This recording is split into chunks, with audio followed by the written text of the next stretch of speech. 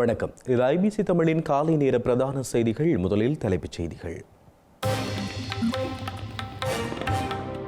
உள்ளூராட்சி மன்ற அதிகார விடயத்தில் எதிர்க்கட்சிகளை எச்சரித்த அனுர. ஜேவிபியின் தலைவராக கடும் தொனியில் உதய். பிரம்டன் தமிழின அழிப்பு நினைவகம் கனேடிய உயர்ஸ்தானிகரை அழைத்து கண்டித்த ஸ்ரீலங்கா அரசு. தமிழர்களின் இருப்பை சர்வதேசம் உறுதி செய்ய வேண்டும். சர்வதேச ராஜதந்திரிகளிடம் தமிழ் தேசிய பேரவை எடுத்துரைப்பு. கொத்மலையில் மீண்டும் விபத்து. 19 பேர் காயமடைந்து வைத்தியசாலையில் அனுமதி. அருணாச்சல பிரதேச இடங்களில் பெயர் மாற்றம். சீனாவை கண்டித்த இந்தியா.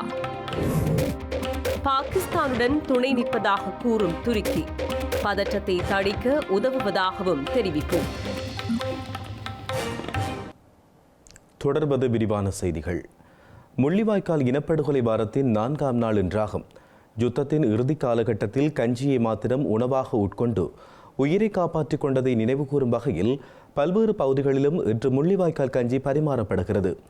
மனிதாபிமான நடவடிக்கை என்ற பெயரில் பல்லாயிரக்கணக்கான உயிர்களை காவு கொண்ட இந்த குற்றங்களுக்காக நீதியை கோரி மக்கள் தொடர்ந்தும் போராடி வரும் நிலையில் எதிர்வரும் 18ஆம் தேதி பிரதான நினைவேந்தல் நிகழ்வு இடம்பெறவுள்ளமை குறிப்பிடத்தக்கது. கனடாவின் பிரம்டன் நகரில் தமிழின அழிப்பு நினைவகம் என்ற நினைவு சின்னம் நிர்மாணிக்கப்பட்டுள்ளமைக்கு ஸ்ரீலங்கா வெளிவிவகார அமைச்சு கண்டனத்தை வெளியிட்டுள்ளது. ஸ்ரீலங்காவுக்கான கனேடிய உயர்ஸ்தானிகர் எரிக் வேல்ஸை அழைத்த ஸ்ரீலங்கா வெளிவிவகார அமைச்சர் விஜித கேரத் இது தொடர்பாக அரசாங்கத்தின் ஆட்சேபனையை தெரிவித்துள்ளார்.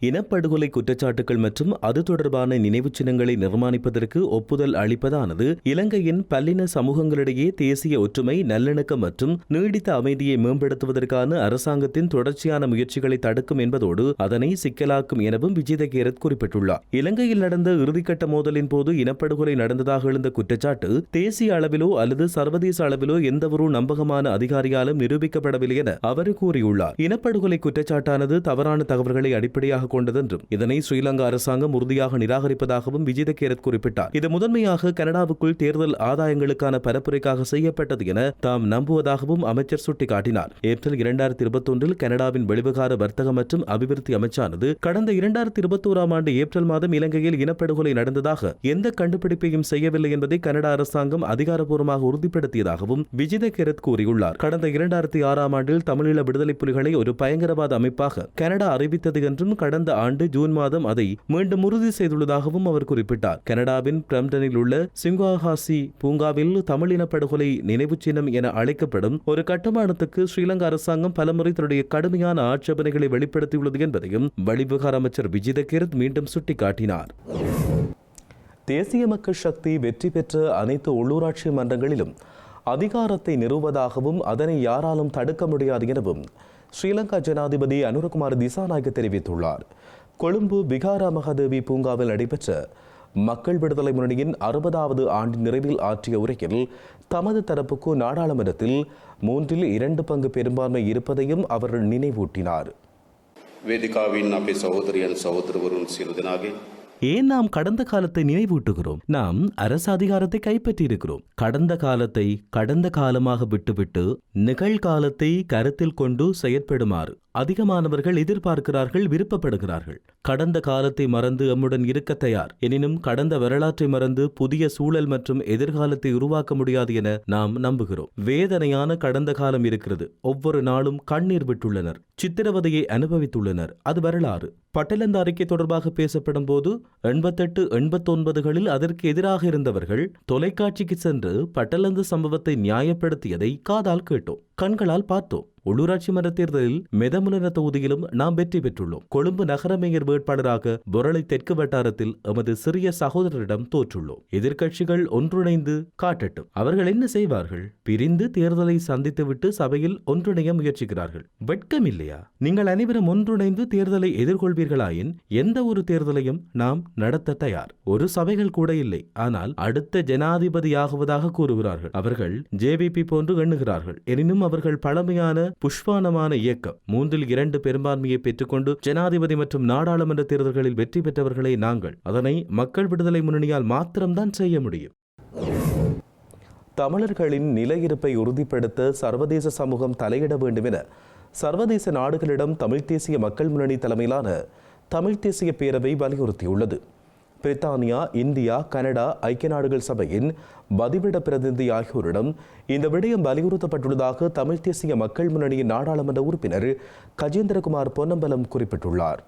தமிழ்த் தேசிய பேரவையினர் பிரதிநிதிகள் பிரித்தானிய உயர்ஸ்தானிகர், இந்திய துணை உயர்ஸ்தானிகர், கனடிய உயர்ஸ்தானிகர் மற்றும் ஐக்கிய நாடுகள் சபையின் வதிவிட பிரதிநிதி ஆகியோரை கொழும்பில் உள்ள அந்தந்த உயர்ஸ்தானிகர் அலுவலகங்கள் மற்றும் தூதரகங்களில் சந்தித்து கலந்துரையாடியுள்ளனர்.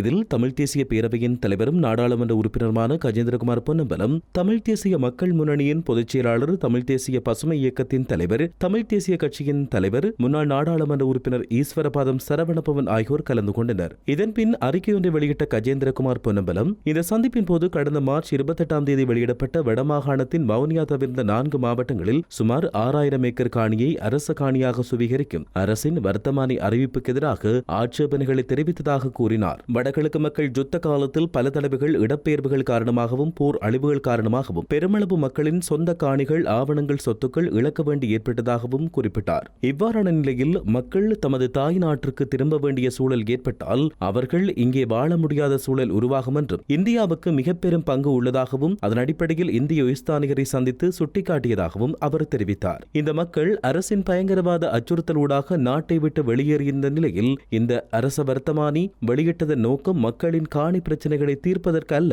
மாறாக மக்களின் காணிகளை அரச காணிகளாக சுவீகரிப்பதற்கு என்றும் அவர் தெரிவித்துள்ளார். மேலும் குருந்தூர்மலை விவகாரம் தொடர்பாகவும் அவர் கருத்து வெளியிட்டார். அத்துடன் தையிட்டி சட்டவிரோத விகாரை அகற்றப்பட்டு அந்த காணிகளும் உரியவர்களிடம் கையளிக்கப்பட வேண்டும் என்றும் அவர் வலியுறுத்தினார். ஸ்ரீலங்காவின் ஆட்சி பொறுப்பினை ஏற்றால் 2 மாதங்களில் பாதாள உலகத்தை அளிப்பதாக கூறிய அரசாங்கத்தால் இன்று இந்த கொலை கலாச்சாரத்தை ஒழிக்க முடியாது போயுள்ளதாக எதிர்க்கட்சித் தலைவர் சஜித் பிரேமதாச விமர்சித்துள்ளார். மாத்தறை மாவட்டத்தின் கம்புருப்பட்டிய நாகந்திர மாதிரி கிராமத்து மக்கள் எதிர்நோக்கும் பிரச்சினை தொடர்பில் கேட்டறிந்து கொள்ளும் முகமாக அந்த பகுதிக்கு சென்ற போதே எதிர்க்கட்சித் தலைவர் சஜித் பிரேமதாச இதனை குறிப்பிட்டார். இன்று மக்கள் மிகுந்த அச்சத்திலும் சந்தேகத்திற்கு மத்தியிலும் வாழ்ந்து வருகிறார்கள். இதற்கு காரணம் நாட்டின் கொலைகார கும்பல்கள், பாதாள உலக கும்பல்கள், குண்டர்கள், T56 தோட்டாக்கள், பயோனெட்டுகள் சமூகத்தை ஆட்கொண்டுள்ளன. நாட்டின் சட்டம் நடைமுறையில் இல்லை. முற்றத்திலும் வீட்டிலும் வேலை செய்யும் இடங்களிலும் தெருக்களிலும் நீதிமன்றத்திலும் கூட கொலைகள் நடைபெறுகின்றன. சமீபத்திய மாதங்களில் அதிக எண்ணிக்கையிலான கொலை சம்பவங்கள் நடந்துள்ளன. கடந்த காலங்களுடன் ஒப்பிடும்போது இது ஒரு சாதாரண நிலைமை என அரசாங்கம் கூறுகிறது. முறைமையில் மாற்றத்தை கொண்டு வந்து 2 மாதங்களில் பாதாள உலகத்தை அளிப்பதாக அரசாங்கம் குறிப்பிட்டது. ஆனால் நாட்டில் தினமும் கொலைகள் தொடர்ந்து நிகழ்ந்து கொண்டே இருக்கிறது. தமது இயலாமையை நியாயப்படுத்தாமல் மக்களை வாழ வைப்பதே ஆட்சியாளர்களின் பொறுப்பாகும். நுவரெலியா கொத்மலை ரம்பொடி பகுதியில் பேருந்து விபத்து இடம்பெற்ற அதே இடத்தில் சிறியரக வேன் ஒன்று விபத்துக்குள்ளாகியுள்ளது. இந்த விபத்தில் சிறுவர்கள் உட்பட சுமார் 20 பேர் காயமடைந்துள்ளதாக ஸ்ரீலங்கா காவல்துறையினர் தெரிவித்துள்ளனர். நுவரெலியாவில் இருந்து அனுராதபுரம் ராஜாங்கனை நோக்கி பயணித்த வேன் ஒன்று கொத்மலை பேருந்து விபத்துக்குள்ளான இடத்திற்கு அருகிலுள்ள புளூம்பில் தோட்ட பகுதியில் 50 அடி பள்ளத்தில் வீழ்ந்துள்ளது. இந்த விபத்தில் காயமுற்ற சிறுவர்கள் உட்பட 19 பேர் கொத்மலை பிரதேச வைத்தியசாலையில் அனுமதிக்கப்பட்டுள்ளதாக கொத்மலை காவல்துறையினர் தெரிவித்தனர். நுவரெலியா பகுதிக்கு சுற்றுலாவுக்கு சென்றுவிட்டு மீண்டும் திரும்பிச் செல்லும் வழியிலேயே இந்த வேன் வீதியை விட்டு விலகி 50 அடி பள்ளத்தில் வீழ்ந்துள்ளதாக காவல்துறையினர் குறிப்பிட்டுள்ளனர். காயமடைந்தவர்களின் நிலை மிகவும் மோசமாக இல்லை எனவும் தெரிவிக்கப்படும் நிலையில் இந்த விபத்தில் சிக்கிய வேன் பலத்த சேதத்துக்குள்ளாகியுள்ளது. இந்த சம்பவம் குறித்து கொத்மலை காவல்துறையினர் மேலதிக விசாரணைகளை மேற்கொண்டு வருகின்றனர். இலங்கை முழுவதிலும் எரிபொருள் நிரப்பு நிலையங்களை சுத்தமான, பாதுகாப்பான மற்றும் பலவீனமானவர்கள் இலகுவாக அணுகக்கூடிய வகையில் சுகாதார பாதுகாப்பு வசதிகளுடன் கூடிய இடங்களாக மாற்றும் நோக்கில் புதிய வேலை திட்டம் ஒன்று முன்னெடுக்கப்பட்டுள்ளது. பொதுமக்களின் சுகாதார பாதுகாப்பு மற்றும் போக்குவரத்து வசதிகளை மேம்படுத்துவதற்காக நாடளாவிய ரீதியிலுள்ள எரிபொருள் நிரப்பு நிலையங்களில் முதன்மை சுகாதார பாதுகாப்பு வசதிகளை வழங்குவதற்காக தேசிய மட்ட வேலை திட்டம் இன்று ஜனாதிபதி அலுவலகத்தில் ஆரம்பித்து வைக்கப்பட்டுள்ளது. இதன் கீழ் தூய்மையான இலங்கை, ஜனாதிபதி செயலணி, வலுசக்தி அமைச்சு மற்றும் நாட்டின் 4 பிரதான எரிபொருள் விநியோகஸ்தர்களான இலங்கை பெட்ரோலிய கூட்டுத்தாபனம், Lanka IOC, Sinopec energy Lanka தனியார் நிறுவனம் மற்றும் RM ஃபாக் தனியார் நிறுவனங்களுக்கு இடையிலான புரிந்துணர்வு ஒப்பந்தம் இதன்போது கைச்சாத்திடப்பட்டது. இதன் பிரகாரம் 3 வருட காலத்திற்குள் பொதுமக்களுக்காக நவீன சுகாதார பாதுகாப்பு வசதிகளுடன் கூடிய 540 இடங்களை அமைக்க எதிர்பார்க்கப்படுகிறது. அவற்றில் 100 இடங்களை 2025ஆம் ஆண்டுக்குள் முழுமைப்படுத்த எதிர்பார்க்கப்படுவதாக ஜனாதிபதி ஊடகப் பிரிவு கூறியுள்ளது. ஸ்ரீலங்கா ஜனாதிபதி செயலகத்துக்குரிய சொகுசு வாகன ஏலத்தின் 2ஆம் கட்டத்தின் ஒரு பகுதியாக சொகுசு மற்றும் சேவையிலிருந்து நீக்கப்பட்ட மாதிரிகள் உட்பட 26 வாகனங்கள் இன்றைய தினம் ஏலம் விடப்பட உள்ளன. ஸ்ரீலங்காவின் முன்னாள் ஜனாதிபதியின் பதவிக்காலத்தில் அரசியலமைப்பின் 41(1) பிரிவின் கீழ் நியமிக்கப்பட்ட ஆலோசகர்கள் மற்றும் ஊழியர்களால் பயன்படுத்தப்பட்ட வாகனங்களே இவ்வாறு ஏலத்தில் விடப்பட்டுள்ளன. முதற்கட்டத்தின் கீழ் 14 சொகுசு வாகனங்கள், 6 சேவையிலிருந்து நீக்கப்பட்ட வாகனங்கள் மற்றும் பல்வேறு உதிரி பாகங்கள் ஏலத்தில் விடப்பட்டன. செலவினங்களை குறைத்தல் மற்றும் நிதி பொறுப்பை ஊக்குவிக்கும் நோக்கில் அரசாங்கம் இந்நடவடிக்கையினை மேற்கொண்டுள்ளது. யாழ்ப்பாணத்தில் புற்றுநோயின் வேதனை தாங்க முடியாமல் முதியவர் ஒருவர் தனது உயிரை மாய்த்துக் கொண்டுள்ள சம்பவம் பதிவாகியுள்ளது. யாழ்ப்பாணம் உரும்பிராய் தெற்கு உரும்பிராயைச் சேர்ந்த 72 வயதுடைய கனகரத்னம் லோகநாதன் என்பவரே இவ்வாறு உயிரை மாய்த்துள்ளார். குறித்த முதியவர் கடந்த 3 ஆண்டுகளாக புற்றுநோயால் அவஸ்தைப்பட்டுள்ளார். இந்த நிலையில் நோயின் வீரியம் தாங்க முடியாமல் நேற்றைய தினம் காலை தவறான முடிவெடுத்து மண்ணெண்ணெய் அருந்தியுள்ளார். பின்னர் உறவினர்கள் அவரை யாழ் போதனா வைத்தியசாலைக்கு அனுப்பி வைத்தனர். இருப்பினும் சிகிச்சை பலனின்றி அவர் உயிரிழந்துள்ளார். நுவரெலியா ஹட்டன் பிரதான வீதியில் நானோயா கிளாரண்டன் பகுதியில் பயணித்த கொள்கலன் ஒன்று தடம் புரண்டு விபத்துக்குள்ளாகியுள்ளது. கொழும்பிலிருந்து ஹட்டன் வழியாக வெலிமடை நோக்கி பயணித்த போது இந்த விபத்து இடம்பெற்றுள்ளது. குறித்த கொள்கலனில் 33,000 லிட்டர் டீசல் மற்றும் பெட்ரோல் வெவ்வேறாக பிரித்து இருந்ததாக தெரிவிக்கப்பட்டுள்ளது. பெருமளவிலான எரிபொருள் இந்த விபத்தின் காரணமாக வெளியேறி வீணாகியுள்ளது. கொள்கலன் கவிழ்ந்ததை அடுத்து வழிந்தோடிய பெட்ரோல் மற்றும் டீசலை பெருந்திரளான பொதுமக்கள் மிக நீண்ட வரிசையில் காத்திருந்து சேகரித்துக் கொண்டனர். இந்த நிலையில் மேலதிக விசாரணைகளை நானோயா காவல்துறையினர் மேற்கொண்டு வருவதாக தெரிவிக்கப்பட்டுள்ளது. அருணாச்சல பிரதேசத்தில் இந்திய சீனா எல்லைப் பகுதியில் உள்ள இடங்களின் பெயர்களை மாற்ற சீனா முயற்சிப்பதை இந்தியா கண்டித்துள்ளது. இந்த பெயர் மாற்றத்தால் எதுவும் நடைபெறாது என்றும் அருணாச்சல பிரதேசம் தமது நாட்டின் ஒருங்கிணைந்த பகுதி எனவும் இந்திய வெளிவிவகார அமைச்சர் எஸ் ஜெய்சங்கர் குறிப்பிட்டார். இந்தியாவின் அருணாச்சல பிரதேச மாநிலத்தில் உள்ள இடங்களுக்கு பெயரிட சீனா பயனற்ற மற்றும் அபத்தமான முயற்சிகளை மேற்கொண்டு வருவது தமது கவனத்துக்கு வந்துள்ளதாக இந்திய வெளிவிவகார அமைச்சின் ஊடக பேச்சாளர் ரந்தீர் ஜெய்ஸ்வால் கூறியுள்ளார். இந்தியா அத்தகைய முயற்சிகளை முற்றிலுமாக நிராகரிப்பதாகவும் அவர் சுட்டிக்காட்டினார். அருணாச்சல பிரதேசம் இந்தியாவின் ஒருங்கிணைந்த பகுதி என்ற மறுக்க முடியாத யதார்த்தத்தை இதுபோன்ற பெயரிடுதல் மாற்ற முடியாதென்றும் அவர் குறிப்பிட்டார். இது தொடர்பாக கருத்து வெளியிட்டுள்ள மத்திய வெளிவிவகார அமைச்சர் எஸ் ஜெய்சங்கர் அருணாச்சல பிரதேசம் நேற்று, இன்று, நாளை என எப்போதும் இந்தியாவின் ஒரு மாநிலமாகும் என்றும் கூறினார். பெயரை மாற்றுவதால் எந்த மாற்றமும் ஏற்படாதென்றும் எஸ் ஜெய்சங்கர் மேலும் தெரிவித்துள்ளார்.